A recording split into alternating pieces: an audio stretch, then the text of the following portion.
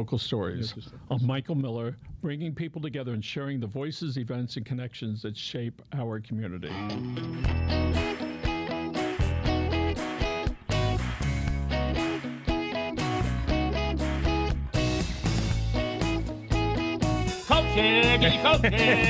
You did this morning, Daddy Ben.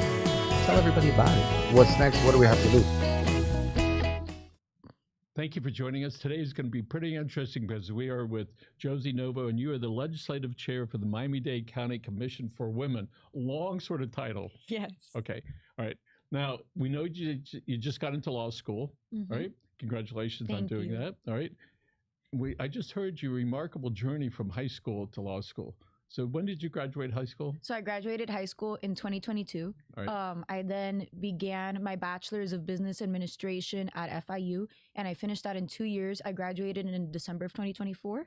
And I had around 8 months off between that and the start of law school, which I started last week at FIU Law. Very proud to be, or soon be, a double Panther. Right. And yes, so I graduated with my undergraduate degree in 2 years, and I expect to graduate law school by 2028. How did you do that in 2 years? A lot of hard work. Some of us do it in 5. A lot of hard work, a lot of dedication, and a lot of proactive thinking. So I very much thought to myself in high school, you know, I enjoy working. I enjoy being in the world. My parents were small business owners, and I was brought up in sort of that business environment of go-getters and doing things and movers and shakers. So I said, I want to finish this as fast as possible and get into the real world. And so I thought to myself, what classes are going to get me ahead the fastest and what's going to count for me? And those classes were AP English Literature classes, AP US Government and History classes, and a CLEP exam from Miami-Dade County. So that combination of credits that I was afforded before I graduated high school, along with a few hearty summer semesters in my undergraduate degree, allowed me to graduate in 2 years. That's wonderful. Thank you. And FIU's ranking continues to climb. My hat's off to the school system for making that happen. Shout out to Jeanette and for the students that are studying to do well. So tell us what the Miami-Dade County Commission for Women is. So the Miami-Dade County Commission for Women is an advisory board for the county. And essentially what we do is we advise the county commissioners on the status of women and girls in Miami-Dade. Part of what we do is our annual CDAW report with Florida International University and with the county auditor's office. And we collect data on the status of women in Miami-Dade. And we primarily focus in 4 areas: safety, education, women's economic opportunity, and health. And so we collect data from those 4 sectors, and we comprise them in our Status of Women report.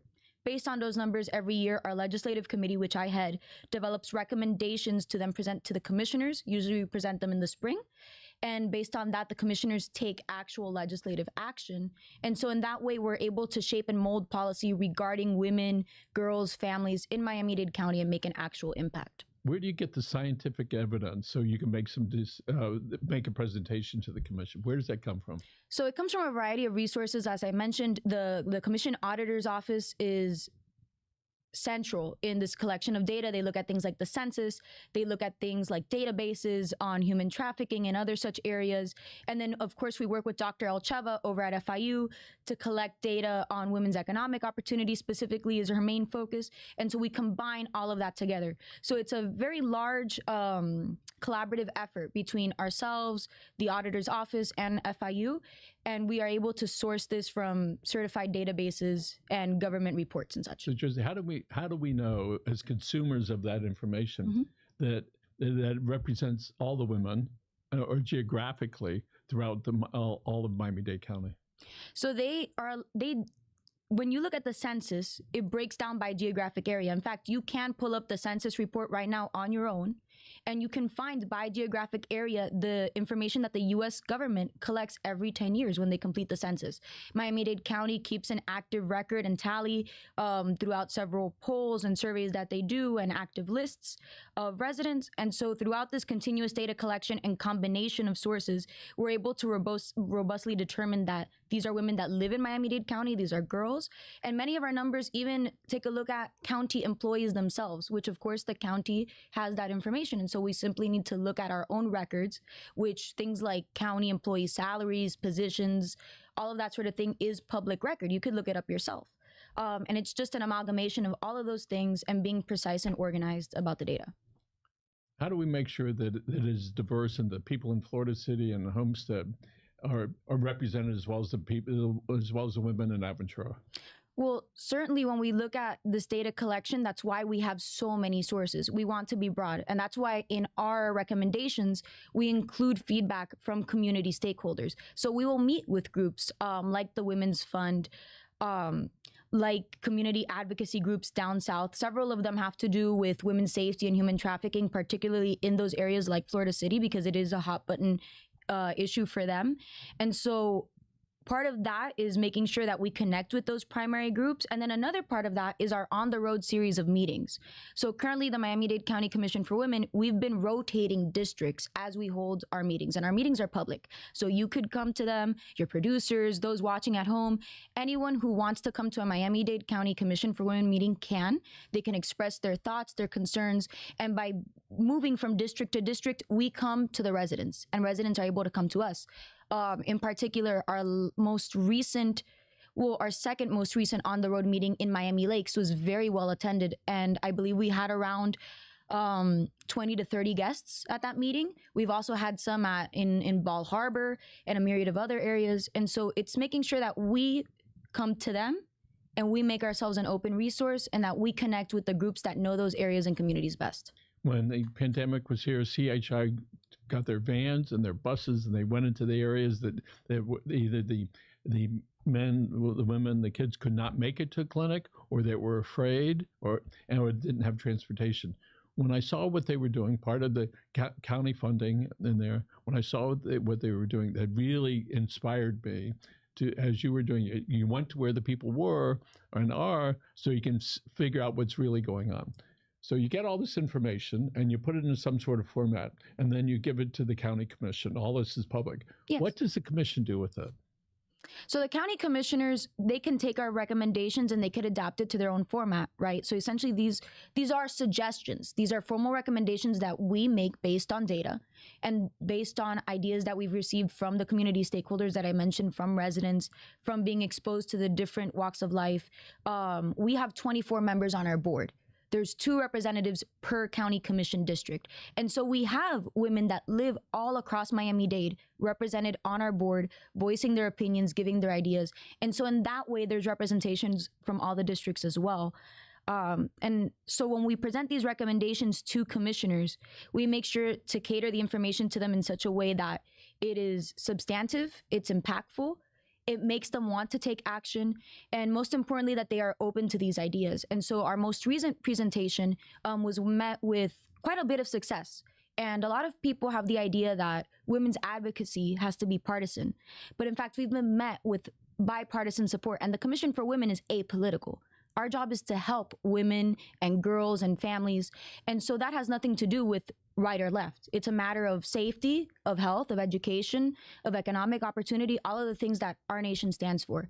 And so I find that when we present these data figures to the commissioners, they are very happy and willing to take act. And in fact, Commissioners Rob Gonzalez, Commissioners Bastian, McGee, from all sides, we've had so much interest. Commissioner Renee Garcia recently sponsored one of our events, which is a disability resource fair.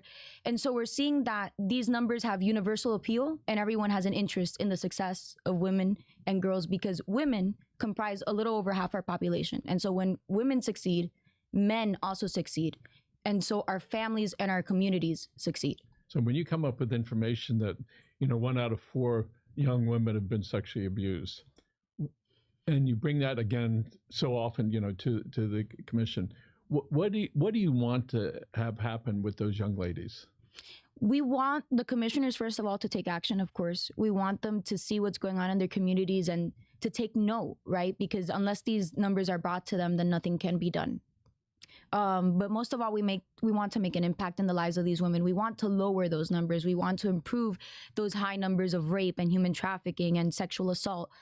We reported an 84.4% increase the last time we presented this report in rape.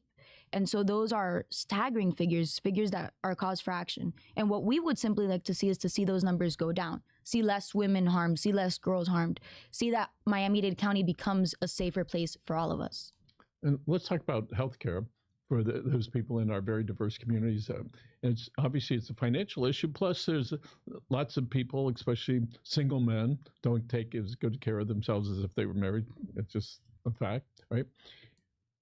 What do you want the county to do when you report back? Say, hey, this is what's going on in Homestead. This is what's going on in Princeton. This is what's going on in Goulds. All right, it's not going on in Aventura or in Sunny Isles, but down south.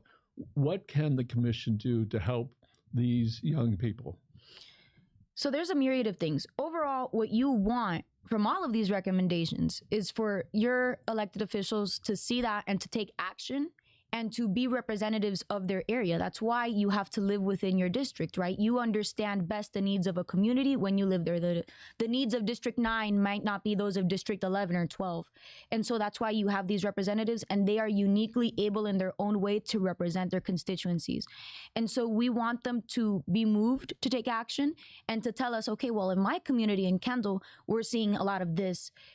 Let's focus in on that. And then to see these varied initiatives kind of take place, because in that is how we are best able to serve diverse communities, when we acknowledge that different areas have different needs and when we undertake specific intentional projects to work in those communities. Tell us about the Disability Resource Fair.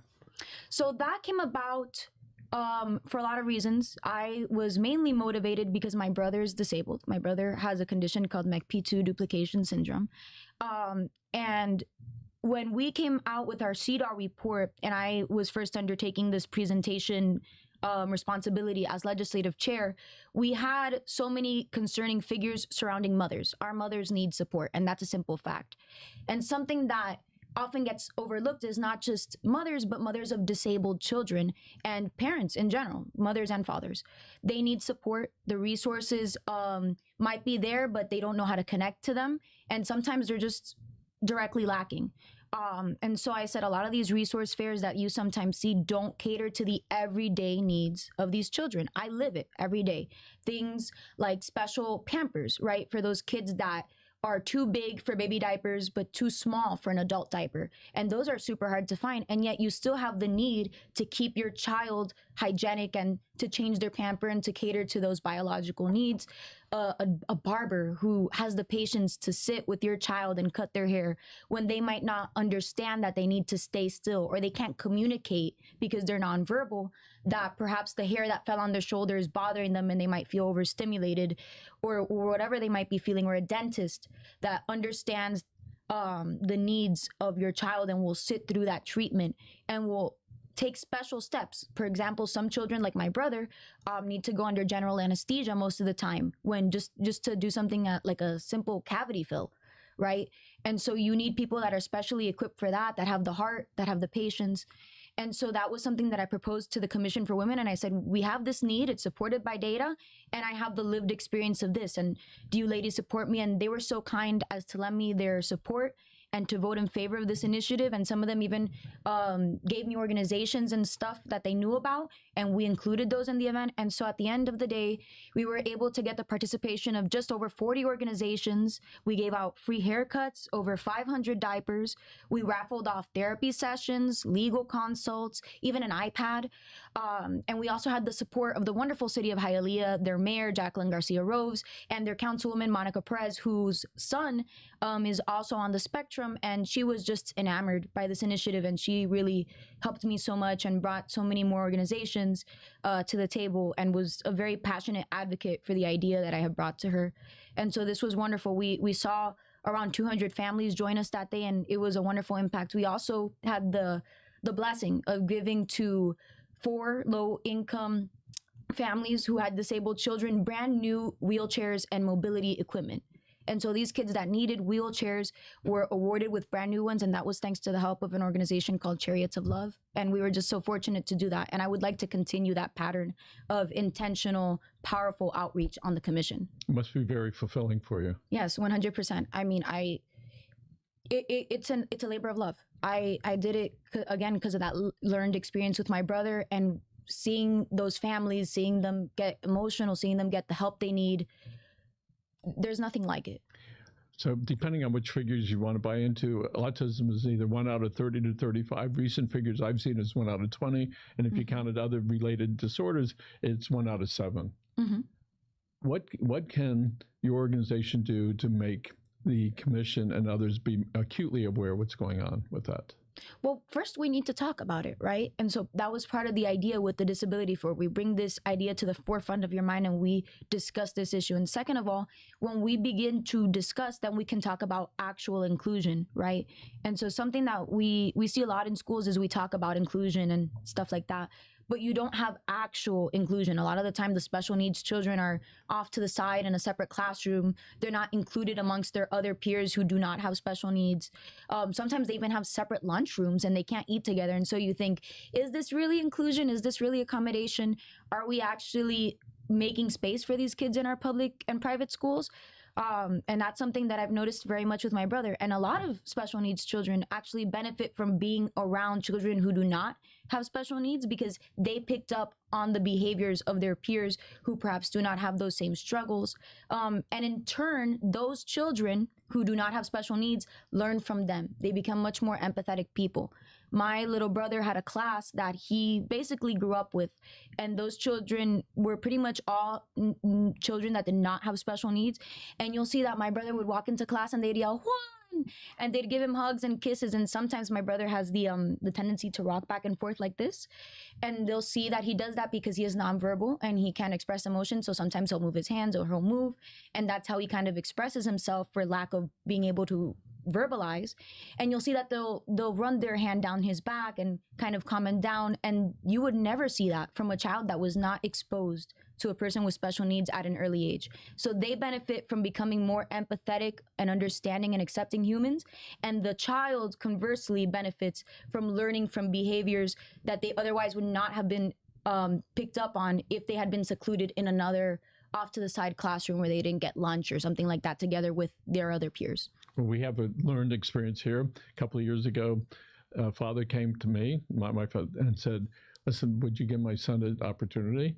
He's autistic, went to college, graduated college." And I felt an enormous amount of pressure because the only thing that I knew about autistic kids was when they were severely autistic. Mm-hmm. And I said to him, "He's not going to start screaming, is he?" He says, "No." And so then he proceeded to show me a video that he was making. And I started to look over to see if I was going to look at it. And I said to myself, "You're not going to take this opportunity away from yourself and the father to get you and this organization to give this young man a chance." And I didn't even look at it. I said, "Okay, all right, the answer is yes. Internship, 4 hours a day, 3 days." At the end of the first day, we offered him a job. Next month, he'll be here 3 years. Wow. And to watch the change, the evolution of this young man there, because he felt comfortable enough here. And he got so comfortable with himself, he put on his own LinkedIn page. That's why I feel comfortable in talking about it. Just because we don't smile doesn't mean we're not happy. Just because we don't laugh doesn't mean that it's not funny. We just process stuff differently. Mm-hmm. And when we watched him change so much, and I've had open conversations with him, "Do you know what's going on with you? How much better, how much more open that you are?" When he came here 3 years ago, he wasn't like that. So what I'm asking people to do is give somebody a chance, because you never know what's going to happen. Yeah. The folks called me, the parents, and they were very, very happy, obviously. And a month later, I called the dad, and he said, "What's going on?" I said, "I just want to thank you for introducing me to your son." And he says, "I thought you were calling to let me know that you were going to let him go." I said, "No." And we realized here, long before his friends did, the difference that he made here into our organization. And so, again, there's an opportunity for lots of folks to pick somebody that works for them. And so we were really happy with him. And if you up there on the wall, I don't know if you can see it up there, he did that one day. Oh, wow. AI assisted. And each of the people, there's a cartoon and more characters up there. I see it. All the faces are hosts that are here. And he put that together. Interesting enough, there's a woman up there that's wearing all this armor, and that woman has had 2 femurs replaced. And he knew that, and so he put this protective thing around her, right? Yes. Wow. It was really incredible. So, we've been an advocate for the conversation, and that's really what it takes to get people to be able to say, "Okay, let's bring it up and let's have the conversation. Let's take it out here." There's a young man by the name of Victor Otunzo, who has an 8-year-old non-communicative daughter. we were doing a meet and greet here, and he happened to come to our meet and greet. That was in April, and we were talking to our people about autism. I said, all right, since you're here, you got the floor, you got 5 minutes. And at that same time, we had Rabbi Yossi Harlik from the Friendship Circle, and we had the Miracle League folks that were here, and we had somebody from the University of Miami Center for Autism and Related Diseases here. And since then, Victor's probably brought in 30 people with autistic children, and had that conversation, and brought in professionals. And we recognize if more agencies, more people would do that, it will be different than when I grew up. We called them slow, and that's what the word that was used by Carlos McGoy from Jackson when we asked him about that. He said, when we were kids, younger, we used to call them slow. Then it triggered my brain, yes, that's what we do. And we'd say, stay away from them. Mm-hmm. And it was almost like we were going to catch this disease from them. And I think that thing is still for certainly people over the age of 50, right? To where it's like they're never exposed to it. And so we know the way this gets better is that big conversation. And I hope the county commission is listening. Spend some more money for the kids and with the kids. Because one of the things that we recognize, it's just not that child, it's that family unit. Mm-hmm. And Dr. Tina Carroll Scott, she's with the South Miami Children's Center here in South Miami, pediatrician. She left to practice in Bal Harbor 17 years ago, very lucrative practice. She came over here to South Miami to take care of the kids that needed it the most. And she taught me the difference between treating a patient and a family. That's when it sunk home, when you make a change. It's just not that child. It's just not that woman, all right? It's their sisters and their mothers and their uncles and everybody that keep that going. So what do you think that you would like to get done with the Commission for Women? What would you like to see happen in this upcoming year? So a great myriad of things. First of all, I want to commend you for taking on an autistic staff member, because that was an act of God right there. What you've done for him and his family is immeasurable. And I do believe that acceptance, that having them around, what people don't realize is that autism, and not just autism, but all disabilities are a spectrum. Not everyone is kicking and screaming all the time. Not everyone is violent. In fact, many of them are not. The majority are not. And really what we need to do is just let them in and accept them, not push them off to the side and act like it's a contagious disease of sorts, but just integrate them into normal life and include them in these experiences and give them the opportunity, as you mentioned, right? I'll go out to this day with my brother, and people will stare at him like if he's a TV screen. And disabilities are quite frequent and normal. Even older individuals that you'd think that there was more exposure just because of the longevity of their life, and they stare. And don't stare. Have a conversation. Let's talk about it. Include them in their life, but don't treat them like aliens. That's the worst thing you can do. And in fact, it's a detriment to yourself, and it's a detriment to them. To get to your other point, to your question, there's a great number of things that I would like to do with the Commission for Women. As legislative chair, I've prioritized revamping our recommendations. So when I came in as legislative chair, it was my turn to present the last report that have been created, because the way that the timeline is that towards the summer months, we get the numbers from FIU. And so we take a hiatus in August, and in that early fall, we develop the recommendations, and then we present them to the commissioners in the spring. And then after we present that, we get the more updated numbers. And so that cycle continues. And so I had received those recommendations and those figures that were created before I was on the board. And having looked at them and looking at past reports, and not just that, but the myriad of amazing women that have passed through the Commission for Women. We've had women that have been state representatives, that have been attorneys, that have been judges on our board. And I think to myself, we have the opportunity to make a real change here, to make real substantive policy recommendations. We have the ear of the commissioners when we go to those BCC meetings and we give our yearly presentation. And so my undertaking now is to beef up, so to speak, these recommendations and try and make them more substantive policy recommendations, not things that are I don't want to say superficial, but things that are not as policy oriented. These are supposed to be policy oriented recommendations. I'm a legislative nut, as you can, I'm going to law school for Christ's sake, right? So we want to do things that actually affect our policy, affect the law, affect our programs, and give these new revamped type of recommendations and set a precedent for weightier, meatier decision making and conversations. So there's that. And then I would also like to bring in a lot more outreach and increase our presence in the community. The community does not know that we are a resource for them, that we are an advocate for them, if we do not make ourselves known to them. And a lot of that is outreach. It's doing events like the Disability Resource Fair, and it's catering to the needs that we find in the CDAW, creating initiatives for them. So one of our recommendations that was presented was to create a maternal health fair. And Commissioners Bastien and Gonzalez, to their credit, as soon as we presented that, said, I want to do that, let's get on it. And they're in the process of planning those things out now.